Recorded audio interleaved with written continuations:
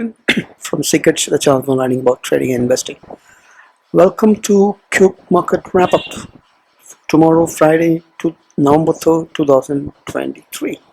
If you're not subscribed so that you get notifications and share it to others so that it reaches out maximum. Let's get in the charts before we can come into. Let's just quickly get in the charts right away. Here we have the Nifty charts, and what do you see here is a small, it's a green, it had a gap up for sure. It covered the gap. It has a small body. It is green, and that's it, right? A green close. That's nearly 70.75% up. Bank Nifty, it was indecisive yesterday. Today also it seems to be indecisive, but it has a gap up which has got covered later, and it has a very small body which is indecisive again. So 2 days of indecisiveness. The wick size shows the volatility, what happened in the market today. It is very volatile. V-shaped multiple moves up and down. Same, the wick size indicates the volatile movement in Nifty, but related to Bank Nifty it was less. So that's how it is, right? So it's a nearly 7 to 9% of retracement from the top. That's an all-time high, and then it bounced up, fell into the second bear attack, and then pulled back, and then this is another attempt to move up further. And this is following the Fed interest, positive news that came yesterday, relatively non-bearish news at least. But there is indecisiveness. Bank Nifty did move above the 43,000 and closed above that as well. Nifty also closed above 90,000. In fact, it closed above 90,100. So it is a 144 points. It's points of up move that happened today. Bank Nifty gave up some of it, but it finally managed to have a 300 point up move today. So that's what has happened. So resistance zone is very clear. The 9200 to 300, that zone, 250 specifically, would be a great resistance because it had it is previous resistance, previous support zone. So it could happen that it goes there and then again another CIP on the downside, change in polarity downside move can happen.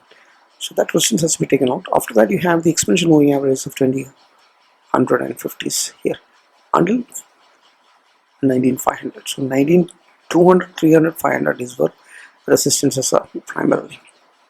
Downside, if you look, solid support is there at the 18,800 zone, which is confluence of 200 exponential moving average, and we're seeing lows and gap on the Nifty we are talking about. Similarly, Bank Nifty, the first resistance will be to climb above the 200 exponential moving average, which comes near the 43,500 zone. That's the first resistance. Then there is a confluence of 50 and 100 moving, 50 and 20 exponential moving average, which is near the 44,100 zone. So that's resistances that needs to be taken out. But the market is still in the down move.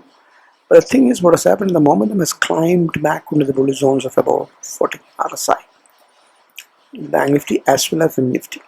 Right? It had fallen to the bear zones and climbed back into the sideways zone. So that is a momentum pickup. Clearly can be seen. The trend, however, the ADX trend indicator still shows that it is not crossed over to the bull zones yet on the Nifty and the Bank Nifty. Right? The crossover is not clean. So it's bearishness with rising strength. Trend strength is what it indicates. So that's where we are. Foreign institutions might have sold today as well. The data is not published yet. We check it once again. It's coming or not. So yesterday, and so since several,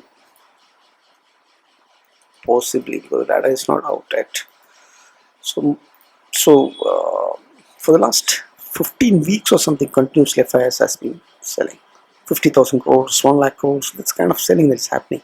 The entire October is selling, and today there was some green seen, so probably Fyers might have switched and turned back to a buyer. The possibility is there, but you never know. That is not out because it is a good up move day. But finally, look at where there's heavy selling that has happened from either of those institutions, or either domestic or the foreign, because it was highly volatile. Sell-off had happened whenever the resistance reached. And there was an extreme weekly expiry as well. So Resistance we talked about, magnitude resistance also we talked about, right? So the momentum has climbed to sideways is a good thing. And the global cues have slightly improved following the Fed decision being slightly dovish. So US markets, Dow Jones and S&P 500 and Nasdaq are showing a green candle weekly, and seems to have found a bottom and then trying to reverse from after a long correction. So cool off is in the US yield also, just also seen in the crude oil also has slightly cooled off from the top of the channel. So all some positive news is there, but otherwise, given the war and the inflation, recession fear and inflation fear, and all that, global cues are still not that great. Technically, the charts are weak, definitely. So VIX has once again cooled down. Yesterday it had closed at 12 after a long time, about 12. But again, it has cooled off and come to the 11. So it's at 8% of all that happened today. So that shows that even though intraday volatility is there, based on the amount of volumes of new traders that has come in, the option writers and option writing on the put and call side is not reflecting as per the actual fear in the market. Right? The VIX is still less than 12, so it's still in the raw volatility regime, which is quite unusual. That is appearing only in the 2023 when there is a lot of fear in the market. When the market is sliding down, still the VIX is not spiking as expected. Right. Now, sector-wise, if you see all these sectors across the sectors, there is an upward trend. Auto, FMCG, pharma, realty, these sectors are no longer in bearish on the short-term charts. Right? In fact, auto and FMCG are bullish, are maintaining the bullishness even on the medium-term charts as well. So, yeah. So if you look, so there seems to be some recovery that happened. We don't know whether it's sustained. There's stiff resistance there. We know where exactly it has to climb up, so that we can say that rally is continuing and the correction is over. Still not in that state. Neither are we in complete consolidation. In the consolidation zone sideways momentum, it has climbed up, but it's not sure whether it's going to settle there or not. So we have to wait and watch for tomorrow. So any dip that happens further, all we have to do is, from an investor point of view, have to put in a saving order in quality stocks and try to point of view, you have to stay cautious once this sideways is not confirmed and goes back to bearishness, right? And plus, we'll have to cut short depression size. VIX is spiking above the 1520 that sounds. Until then, you can still safely play, although the intraday volatility is quite high. So there is no expiry. There's Sensex expiry there tomorrow. It's not that, since due to the glitches and the lack of confidence. Normally I don't trade in the Sensex from the BSC side, but there is an expiry there too. So low volume trades could be attempted if you want. Traders have to be cautious always when there is a chance that the market can rate test and slide further down. Because we had an all-time high when we had not only 10%, right? It could go up to 15%, to say that there is a big correction. So still it's a just reasonable, decent correction. That's all that has happened. So every chance is there that the lower high, lower low pattern could play out here.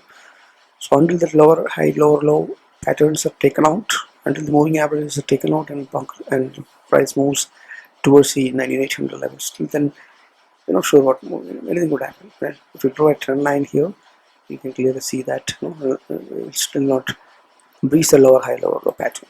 Right? It has to negate that. Until then, you got to be cautious.